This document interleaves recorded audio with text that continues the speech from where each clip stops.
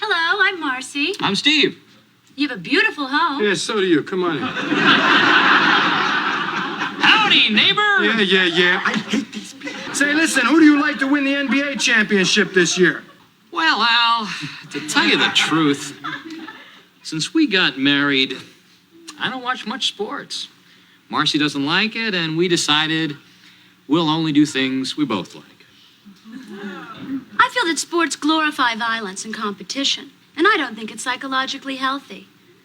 When we have a child, we don't want it to grow up with that winning is the only thing attitude.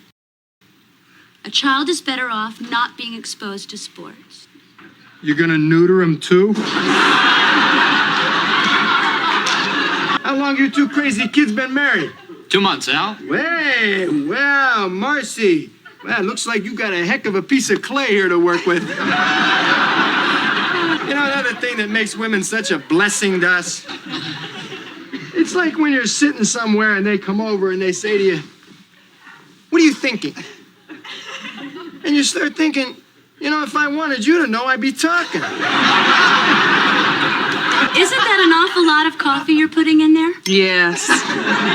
That's for them.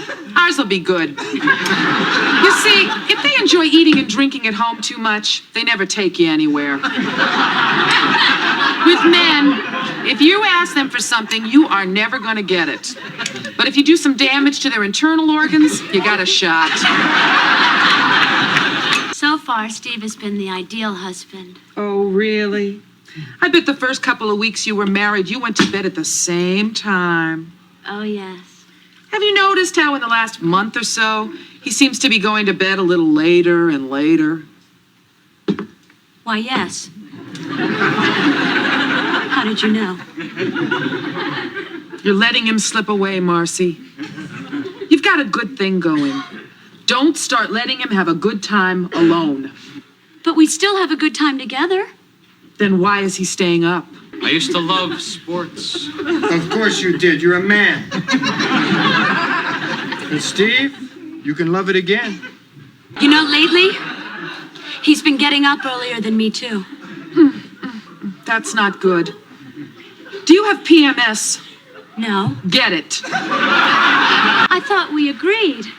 No sports. Oh, nice shot.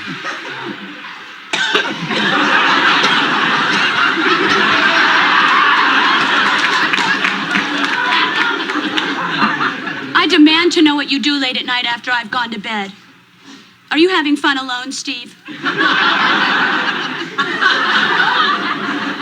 No, I just like to stay up and think. What are you thinking? Well, if I wanted you to know, I'd...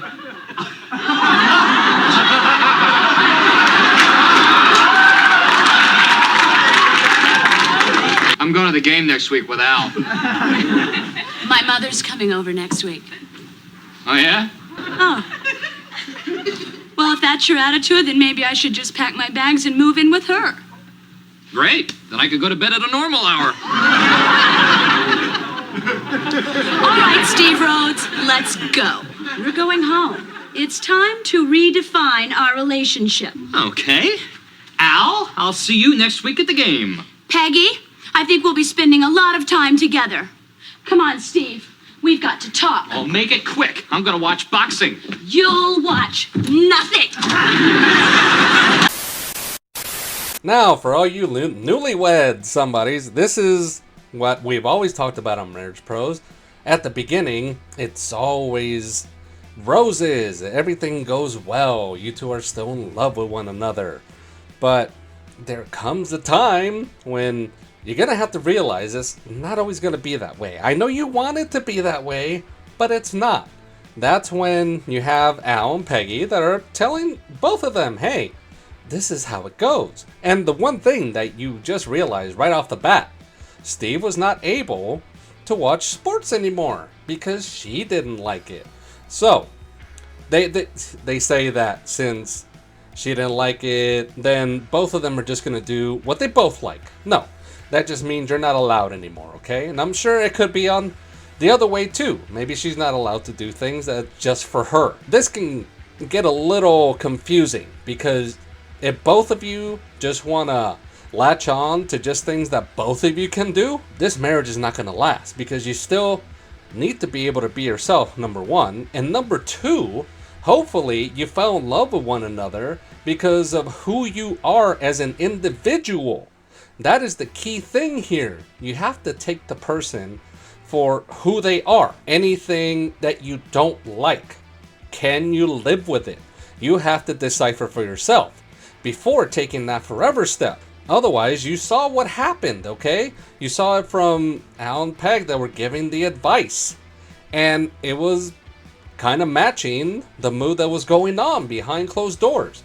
That he loves sports, and she felt everything was fine up until Peggy mentioned, well, do you see that this, and this is happening? And it is. Why? Because once you get settled, you get comfortable, then you kind of want to get back to who you are.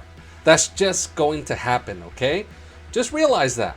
Because at the end, you saw that these are probably issues that they've had that they haven't talked about yet. They haven't checked in with one another. You need to be able to do that. You need to be able to be honest with one another. Don't give things up if they're important to you. And more so, you have to let your partner know if something's important to you and they may not like it, there has to be some kind of compromise, okay? You should not have to give more of yourself than you want to. Otherwise, this is not going to work long term.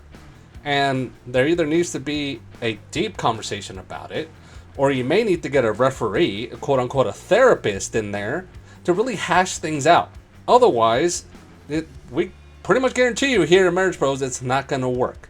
Now, I remember watching this show when I was a child. I don't remember if they mentioned it in the episode or early in the series that how long they were dating before they got married. I'm talking about Marcy, and I can't remember the guy's name because she had two husbands in that series. It seems like they weren't together that long if they're still in that particular stage where you don't know what each other likes.